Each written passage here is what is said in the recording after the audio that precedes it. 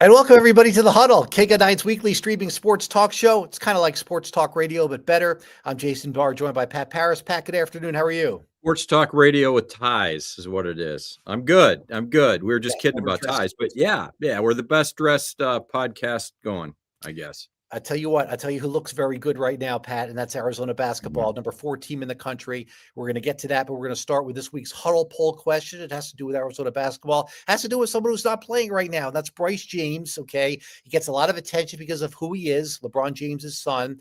He hasn't played any Mike red shirts. What are your thoughts? It's our Huddle poll question. Put him in, Coach Lloyd? That's A. B, red shirt, develop his game. He'll be great next year. Or C, hey, maybe this guy should have played elsewhere where he should have played. Pat, I'd like to try to guess what you pick, and I'm going to say that you pick B, red shirt, and develop his game. Yeah, I don't think there's any question. Yes, he could have gone somewhere else, Jason. But then I think the story becomes more of where he went so he could get playing time versus where he went to develop. And I think the whole thing for him was development. And I think that's why not only did Bryce James pick here, but obviously LeBron had a lot to say with it. And I think this is a situation where they see he's not going to get much quality playing time. So why waste the year? Let him practice against these guys. And what a practice player to be going up against, right? I think we all know he's good. He's just not good enough to break into this lineup. So I think it's B. I don't think you play him just to play him and lose his eligibility. But Pat, here's the thing with that, though. That means you think he's going to spend 5 years in your program. No, it doesn't. It means you don't want to expose him right now when he's not ready. He needs another year before he's ready to play. But he's not going to embarrass himself up by 20 points against Utah Tech with 2 minutes to go. No, he's not ready to play at the Division I level, and everybody's expecting way too much from him anyway. So why not let him sit for a year? It's almost like it's like a get used. What does it hurt him getting in the game up by 20 something with 2 minutes to go against Utah Tech? Why does that hurt him playing? Because all of a sudden your expectations go through the roof again. I think they're trying to take the pressure off this young man, and by doing so, don't even put him in these games. If he gets in that garbage time game and he's got 3 walk-ons and one the 8th or 9th player in the rotation and him, what do you think he's going to do? Not much, right? So then all of a sudden these expectations that are way too high anyway are unmet, and all of a sudden people are like, he's no good. Just let him be. All right, so I'm going with A. Put him in, coach. Everybody, you can vote on our KG9's X account, and Will, Pat, and I will look at the votes at the end of the show. So you're going with B. I'm going with A. Why? Because unless he's going to spend 5 years, it would develop his game better if he's in a game. The only reason to redshirt him, in my opinion, is if you think he's going to be in your program for 5 years, which is possible if players are getting paid and not going to the NBA. Well, then you might want to play 5 years of college basketball like Caleb Love did. He came back for a 5th year. But if you're not going to be 5 years in the program, I say put him in even if it's in garbage time.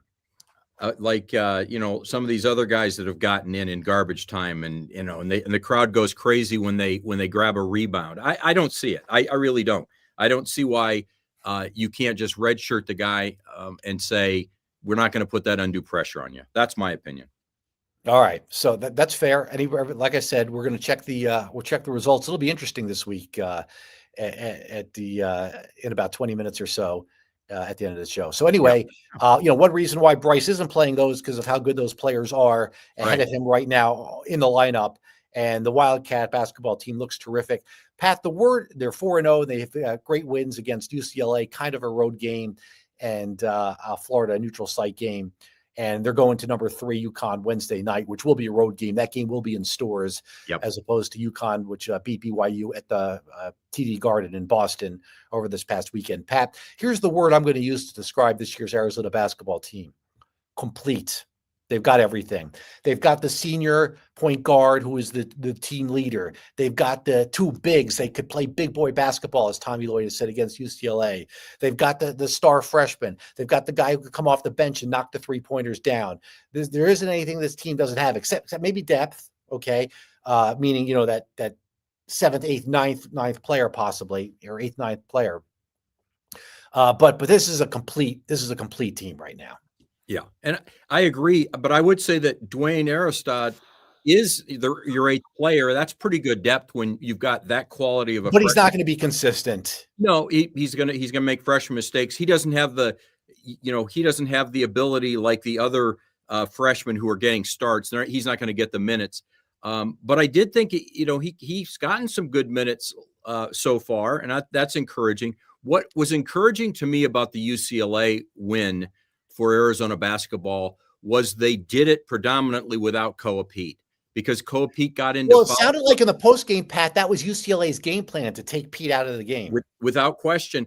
I think they wanted to take him out of the game, but I don't know that necessarily meant getting fouls against him. I think they wanted to shut down his production. It was basically, that's what I meant. Yeah, but Koa Pete can beat us. And Koa Pete, unfortunately, got a couple of quick fouls, so he sat most of the first half.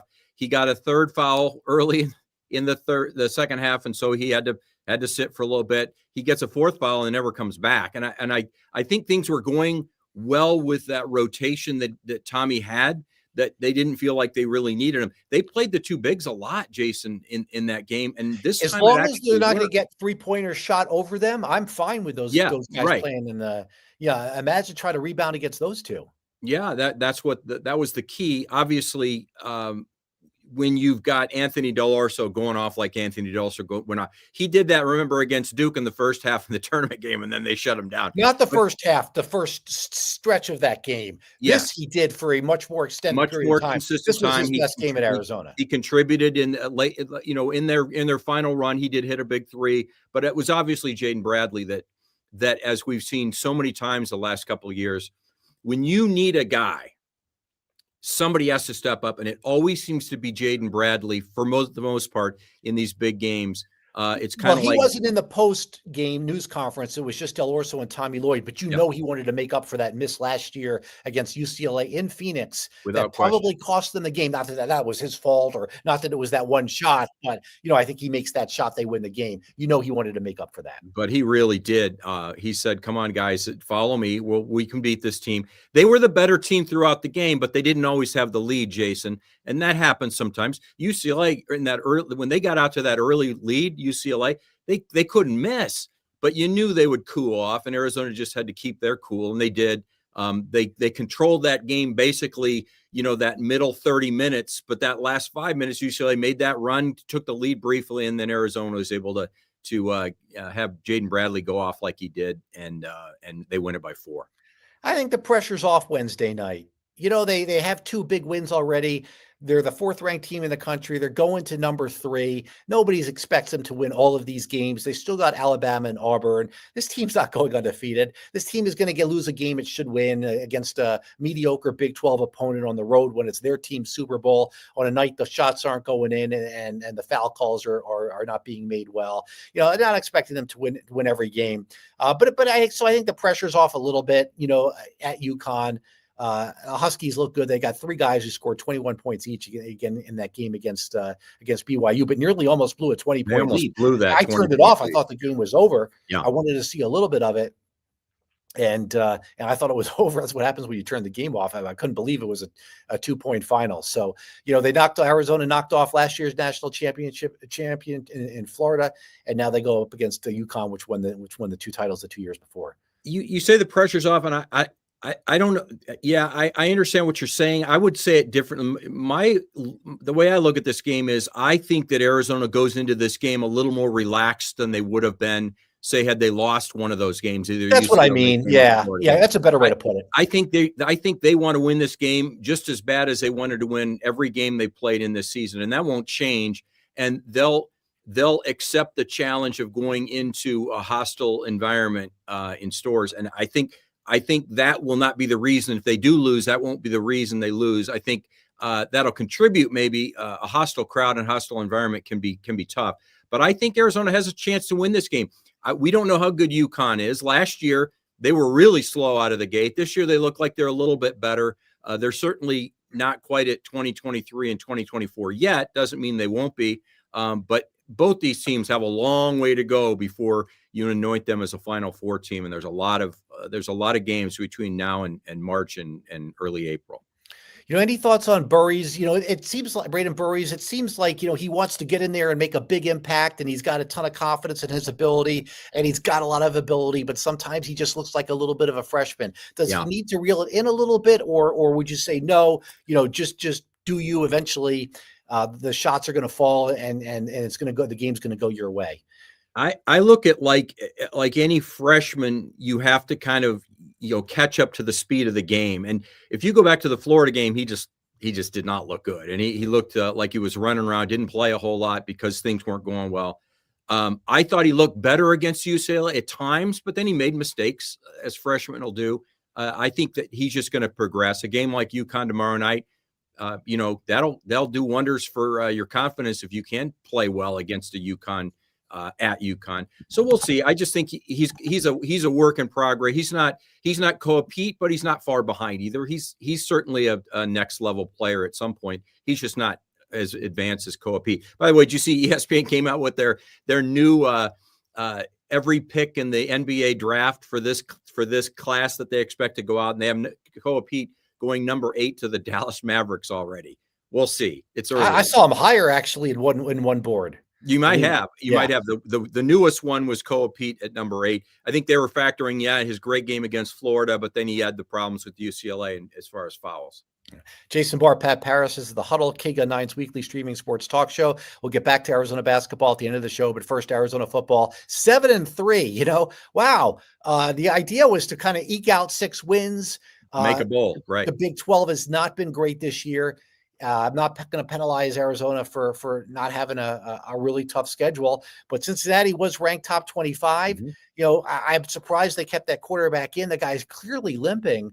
I don't know what Cincinnati's backup quarterback situation is. That might be the problem, right? But you got a guy limping there in the second half, and they're playing against a hurt quarterback. Okay, that's fine. I tell you what, Brent called the right shot, and you did too, because we were texting. I would not have put that kicker in. The kick that bothered me the most was not the first missed field goal, which looked terrible. It was not the block field goal, because I think that was on the lineman on the left side. They didn't block him. He went unblocked. Yeah. So I looked at the trajectory of the kick. I didn't think that was the fault of Salgado Medina. It was the kick that was made at the end of the first half that squeaked in there that at any other distance would have been off. I'm like, this guy just doesn't have it right now, and your job is to win the game. And I would have gone with Ian Wagner, but instead he made a big kick there at the end, because if he misses that field goal, Cincinnati's in great field position and is probably going to tie that game with a field goal to make it 27-all. That kick at the end made a big difference. Yeah, I agree. I learned a long time ago, Jason, about the psyche of these players in a lot of ways. And one of the things that I learned was having covered the Steelers during the Cordell Stewart days. And Bill Cowher bench Cordell Stewart in the middle of a game. And then I think it was like Tommy Maddox got hurt, and he had to put him back in. And Cordell Stewart had been crying on the sideline, literally crying on the side. Well, he shouldn't be crying on the sideline. I agree. But I'm just saying you have to, it's almost like a chess match. You have to play out the moves, and in your mind you have to say, okay, if we pull the kicker, what are we doing the next time that, let's say we put the backup in and he misses. Now what do we do? So now we have to call back on the the original kicker in Salgado, and so all of a sudden now you're putting him back in and he might be lost. I think he has proven himself to be a very good kicker. He needs to work on his accuracy. He will, as a young player still. But I don't think you pull him out for that. Remember the first kick he missed, the guy dove in. A lot of times when kickers see guys coming this way, they kick the ball towards him. And that's what he did. He missed it left. Then the next time the guy blocked it. And then the third time it's in his head. Where's this guy coming from? And he didn't kick it very well. But then his next kick was perfect. So Arizona comes away with a 30-24 win. They've got 7 wins now with Baylor here coming in here. Noah Fafita's statistics look fantastic. I think part of that is he's held the ball a little bit too long and taken a few more sacks. Okay. Yep. But still, what he's got 20-something touchdown passes and 4 interceptions for the whole season. That's terrific. Obviously, we know what type of leader he is and what type of glue he is for that football team. But I think this football team is what did they say in boxing when you're out punching your weight or something like that? You're punching ahead of your weight or something Yeah, like that. yeah, yeah. That's what I think they're doing. Do you see a ton of talent all over this roster? No, I'm but not sure I do. I see I see talent that maybe has been under recognized in certain areas. I think Fafita remains a pretty good quarterback. I think there's a little a paralysis by analysis going on every time he drops back, and that's why we're seeing more sacks. But it's that more is lost from indecision than wrong decision. I think that's what we're seeing from him. But I think you see some, Hudson receivers. You see 2 or 3 running backs now that are really good, and then you see a Receivers are couple. playing better. I mean, they And couldn't make a contested catch early no, in the and season. now They're they're doing a lot getting better. open, Yep. Jason. They're open Yeah. a lot, and when they catch the ball, they're running with it too. Running backs have been terrific pretty much all year, pretty consistently good all year. I wouldn't say terrific, but they've been pretty good all year, and at times have been terrific. But I've also seen a defense that's gotten a lot better. They give up big gashes in the run game every once in a while, but not like they were. And you've got defensive backs that are making plays. Yeah. Yeah, and a real shot here to have 8 wins going into the Territorial Cup game with this home game If they against can get this Baylor. win against Baylor, yep. Yeah, and, ASU hasn't been the same team. They're still pretty good, but I know earlier in the season I said, "Oh, there's no way they're going up to ASU and winning that game." I'm still not sure that's gonna happen, but it's like I said before, that's not a definite loss Right. like it was I'm before not gonna without ASU's quarterback. you're not gonna laugh in my face if I tell you I think Arizona has a chance to win. Well, Two, every 3 chance, weeks yes, of ago, course, but 3 weeks ago, you would have laughed at me and said, no, they really don't. But no, they have a chance. no, part of that's the injury to Sam Levitt. Without question. That's I part don't of it think for they've sure. come along all that well. I don't think Arizona State's making big gains. I think Arizona's made some, gains at slow pace sometimes, but you go to Cincinnati, you got to feel good. A lot of it has to do with confidence, Jason, and this team has a lot of confidence right now. Losses to BYU and Houston, while they were crushing, they still felt like they took something away from those games, I think. Yeah, and also with a 7-3 record, now you kind of look and say, well, what if? What if they had, Yeah, gotten well, the yeah, stop yeah, against there's BYU always and that. beaten too? What do you make of the defense not being able to stop the run? The reason I didn't think they were going to win that game is because of the defense inability to stop the run. The backs were averaging 11 yards per carry Yeah. for Cincinnati in the first half, and the second half, whatever formation they changed, I don't know, but they totally stopped the run in the second half. It was a completely different defense. I think they sold out a little bit more instead of dropping the linebackers. They ended up bringing them up a little bit more, and that's all you do. It's just a little adjustment. You got to trust your defensive backs then to make the plays if it is a pass. But you've got to bring you got to clog things up a little bit more, and they started doing that. We'll see if that works. That everybody they play tries to run against them, and all you have to do is force a team like Cincinnati to not run the ball, instead pass the ball. And that's what they did. And when they got Cincinnati in we've got to throw the ball, they won the game. So it's Arizona against Baylor at Casino del Sol Stadium. That's right. This Saturday. This is not really, that big a deal in the sports world in the sense that, ASU is Mountain America Stadium, I believe it is. And we've seen, different names of different arenas for years. There has been a couple of cities where there was a little bit of blowback.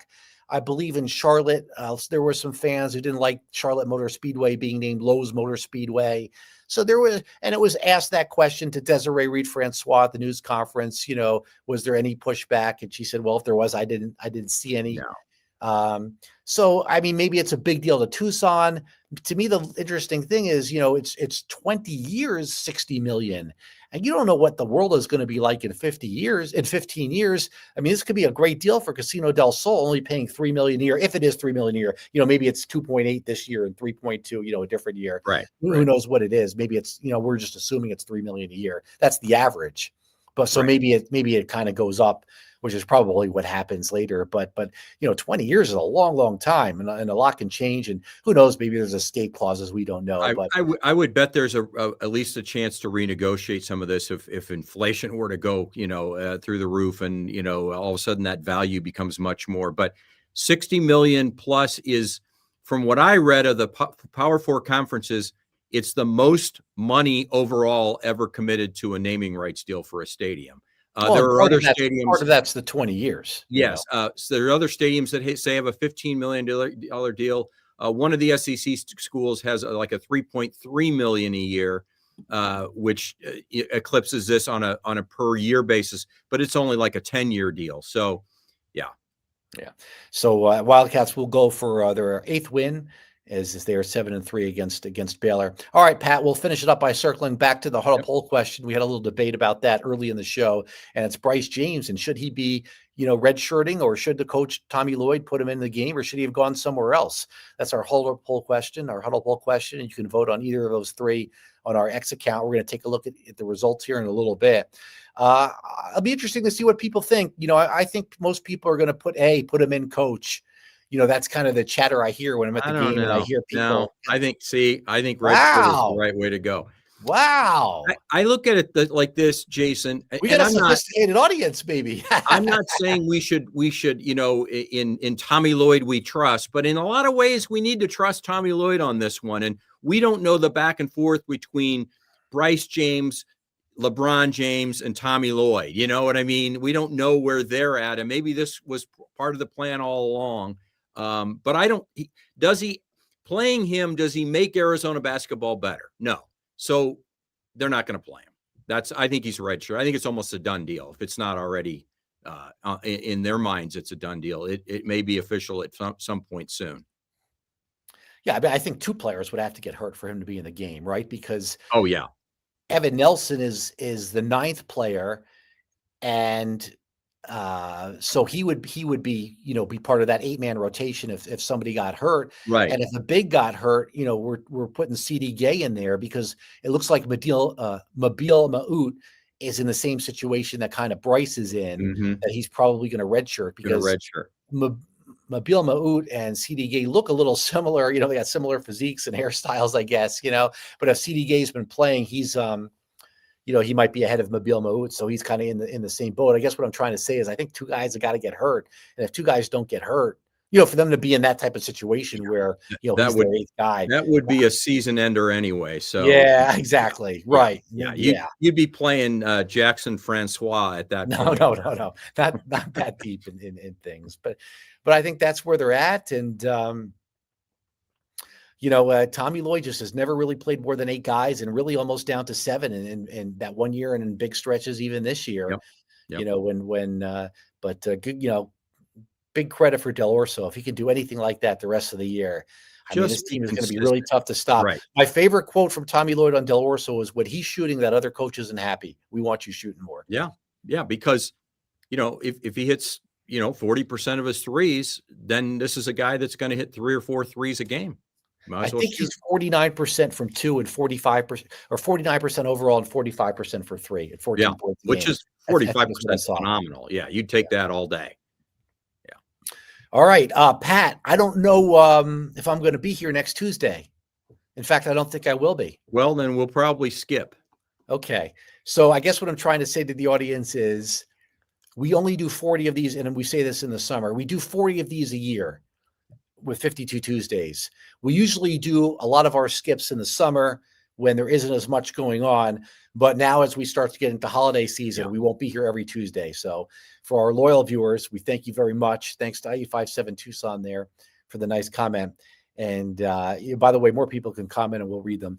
But if we're not there on a particular Tuesday between now and the end of the calendar year, especially as we get closer to the end of December, that's why. Yeah. And it's a holiday week next week. There's a lot of people, paying attention maybe on a Tuesday before Thanksgiving. So we'll take it off.